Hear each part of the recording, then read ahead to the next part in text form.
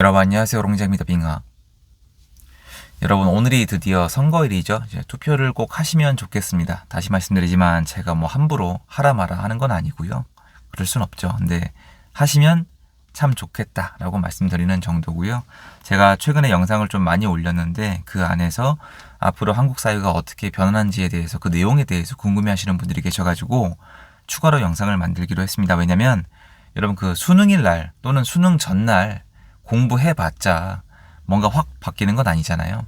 오늘 선거일인데 오늘 무슨 얘기를 한다고 뭔가 확 변하거나 오히려 여러분 괜히 기분 상하시거나 기운 빠지게 하거나 이런 것보다는 한국 사회가 이런 면이 있으니까 이걸 참고해서 변화에 잘 적응했으면 좋겠다. 저는 적자 생존, 적응을 잘하는 사람이 가장 강하다고 믿거든요. 근데 거기에 도움을 드릴 수 있도록 선거 이후에 더욱더 노력을 할 계획을 가지고 있습니다.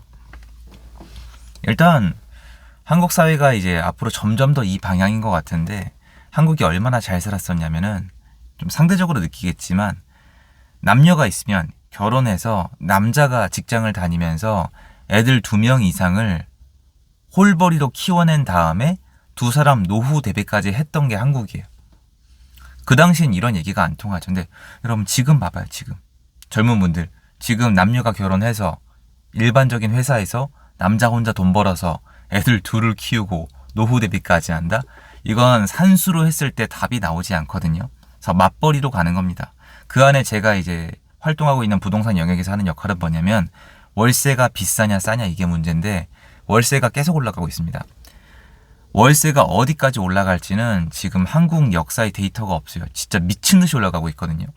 최근 와서 약간 느려지고 있긴 한데 이거는 제가 두고 봐야 될 것 같아요. 제가 데이터를 기반으로 월세가 이 정도까지 올라간 다음에는 전세로 전환이 될 거라고 얘기를 했었는데 데이터가 이미 엇나간 게 24년도였습니다. 그래서 이건 지켜봐야 될 것 같고 왜냐면 그 안에 보증보험이랑 전세 사기 이슈가 있어가지고 숫자로 답이 안 나와요.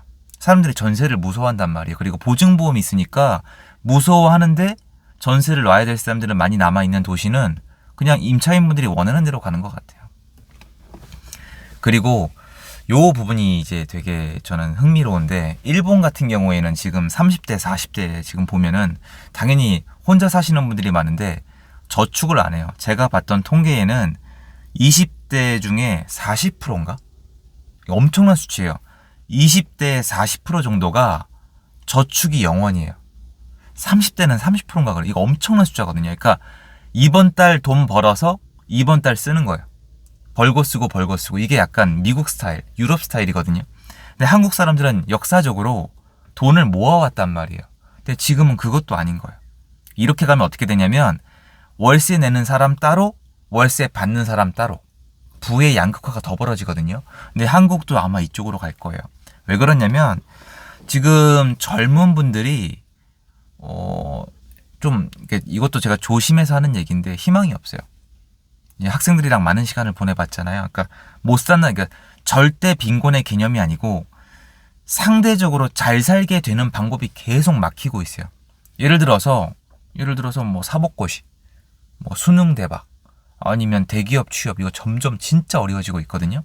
아니면은 의대 이것뿐만이 아니라 지금 뭔가 투자하려 그러면 대출도 막아놨고 뭔가 새로 시작할 수 있는 게 굉장히 제한적이에요. 그런데 오늘 영상의 주요 주제는 요거예요. 젊은 분들에게 제가 하고 싶은 메시지인데 여러분이 간과하고 있는 게 하나 있어요. 요걸 잘 들어주셔야 돼요. 여러분 예전에 제가 부동산 처음 할 때 2010년 전에는요. 유튜브 이런 거 없었어요. 그때 조금 시간 지나서 2010년 초반에는 뭐가 유행이었냐면 블로그, 네이버 블로그가 유행이었거든요. 나중에 시간이 지나서 유튜브가 확 붐이 분 거예요. 무슨 얘기를 하고 싶은 거냐면은 젊은이 여러분들이 보고 계신 지금 누가 망하고 있다, 어디에 기회가 없다, 어디는 부자가 될 수가 없다, 얼마를 잃었다, 뭐 때문에 노후 생활을 망쳤다는 그 내용들은 제가 감히 말씀드리는데 예전에도 있던 거예요. 근데 이게 느낌이 안 오시죠? 왜냐면 옛날 건 없으니까. 그 예전 건 없고 유튜브가 활성화된 다음부터 내용을 주로 보시고 있기 때문에 여러분이 아셔야 되는 건 뭐냐면은 그 영역이 답이 없어 보여도 각자 도생, 여러분이 들어가 보면은 방법이 있어요. 왜냐면 저 주변에 꽤 있거든요, 지금. 예를 들어서 이것도 말조심해야 되는 건 맞는데 자영업, 외식업에서 지금 돈 버는 분이 없는 건 아니에요. 중고차 파시는 분 중에 부자가 없는 건 아니에요. 결혼정보 업체 중에 다 망하고 있는 건 아니에요. 그러니까 이런 식으로 지금은 사람들이 약간 편견이 있어요. 영상을 본 다음에 어디는 돈이 된다, 어디는 돈이 안 된다 딱 나눠버리는데 그게 아니라 여러분이 한번 파고 들어가 봐야 됩니다. 근데 이게 정보화 시대의 어떤 부작용이라고 저는 생각을 하고 있는데 제 주변을 보면은 신기하게 이게 사람의 성격 차이인지 모르겠는데 꼭 그거를 파고 들어가 보는 분이 계세요. 그러니까 나뉘는 거죠. 집에서 유튜브로 영상으로 익히는 사람이 있고 현장에 나가보는 사람이 있어요. 근데 현장에 나가보는 사람이 앞으로 더 많은 기회를 찾을 거라고 저는 생각을 하고 있거든요. 그런데 이제 자꾸 부정적인 뉴스가 퍼지다 보니까 그리고 오늘 영상에서 제가 이제 하나 더 다루고 싶었던 게 뭐냐면은 지금 한국 부동산 시장에 변화가 있어요. 제가 요거는 좀 어느 정도 정규 관계를 쭉 하면서 한번 기록으로 남겨보고 데이터를 정리해 보니까 맞는 것 같더라고요. 근데 이거는 제가 객관적으로 맞다라고 주장할 수는 없어요. 한번 들어보시겠어요? 뭐냐면은 지금 지난 3년 동안에 22년도에 부동산이 진짜 많이 내려갔거든요. 근데 역사적으로 이만치 내려간 적이 거의 없어요. 이 정도로 내려가려면은 IMF밖에 없어요. 그러니까 IMF 때를 빼고는 부동산이 이 정도로 급락하게 떨어진 적이 없어요. 그리고 사람들이 이 정도로 집을 안 산 적은 이건 확실합니다. 한 번도 없어요. 한국은 지난 3년 동안에 가장 집을 안 샀어요. 건국 이후로. 최고예요, 최고. 집을 절대 안 샀어요. 그럼 이게 왜 이럴까? 전 되게 궁금했거든요. 답을 어디서 찾냐면은 아까 제가 젊은 분들에게 말씀드린 것처럼 이 영상, 뭔가 한국은 지금 정보가 있으면은 그게 너무 빨리 퍼져요. 그리고 그게 분위기를 만들고 사람들이 그 분위기에 젖어드는데 공포란 건 전염이 되거든요. 그러니까 사람들이 공포를 느껴서 전 시장이 이렇게 되는데 일조했다고 생각을 하고 있습니다. 근데 이거는 지난 시장 분석이고 여러분이 참고하셔야 되는 건 뭐냐면은 앞으로의 시장이에요. 저는 영상들을 통해서 앞으로 부동산 시장이 어떻게 될지에 대해서 정말 수도 없이 말씀을 드렸는데 지금 여러분 일단 첫 번째로 시장은 평평하지 않아요. 시장은 상승 쪽이에요 이미. 전세 시장도 수급상 상승 쪽이에요. 그리고 이거는 저는 순차적으로 전국구라고 보고 있고 전 이거를 이미 말씀드린 지 한참 지났어요. 시장이 앞으로 오르냐 내리냐는 전 결정한 지가 되게 오래됐단 말이에요. 근데 여기서 변수가 뭐였냐면은 유동성을 얼마나 푸냐 그리고 규제를 얼마나 하냐인데 지금 제가 얘기하는데 왜 안 들어주시는지 모르겠는데 선거 결과 나오겠지만 좀 지지도가 높은 후보가 대놓고 유동성을 풀겠다고 얘기하고 있습니다. 물론 유동성을 풀겠다, 돈 풀겠다, 대출 규제 안 하겠다는 얘기 안 했어요. 아는데 이분이 공약으로 얘기한 것만 하려 그러면 돈을 안 풀면은 불가능하고 이분과 이분 정당의 어떤 스타일상 돈을 안 풀 수가 없어요. 여기까지는 오케이. 원래 그런 스타일이니까. 근데 그게 끝이 아니라 올라가도 규제를 안 하겠다고 얘기를 했습니다. 그것도 몇 번이나 얘기했어요. 그러면 변수가 제거가 되고 있습니다.